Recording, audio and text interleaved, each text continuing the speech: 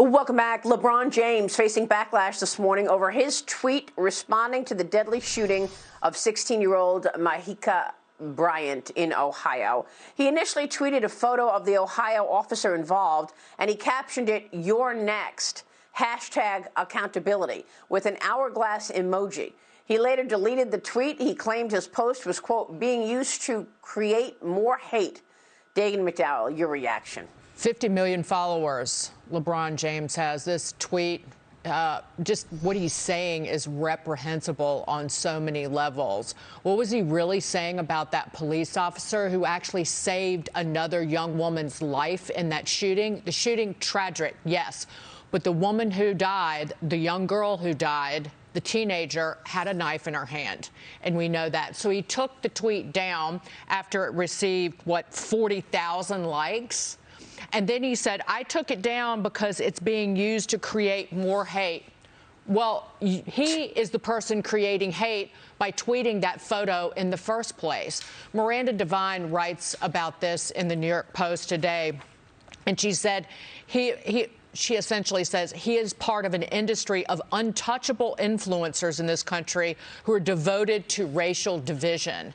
He is, and what you saw across the board with this shooting in Columbus is no one waits for the facts.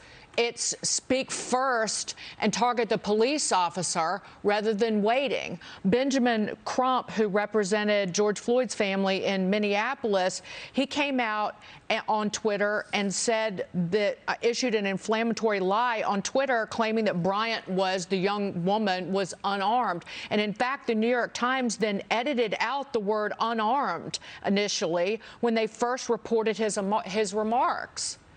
Like that, unbelievable. Like, again, I just don't understand why people, there's not going to be any accountability for LeBron James. And if it was any of us, no, the repercussions would be lasting for a lifetime. Yeah, that's right. And then you look across the country, Dagan, and you see this violence breaking out, even worse than before, because of policy. Bob Nardelli, this was all preventable. This is all policy. That's why you've got shootings up in the double digits, crime up in the double digits in our big cities. Look at New York. Look at Chicago. That's because of the movement to defund the police, wide open borders, and no cash bail.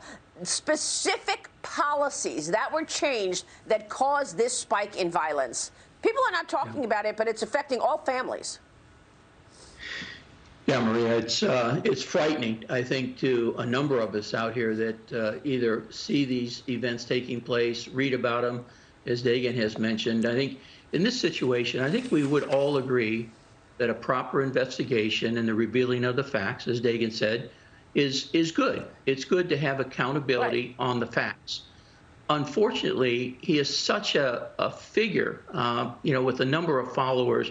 You don't know why you would want to fuel the situations that you're referencing, Maria, across the country today. Yeah. It is very concerning, and I think it is really growing at an exponential rate that should have all of us concerned and voice an opinion to, sort of slow this thing down and let's stop the conflict and figure out what's the appropriate approach to handle this. Yeah, and no word from LeBron James about China. He's perfectly fine going and performing in China.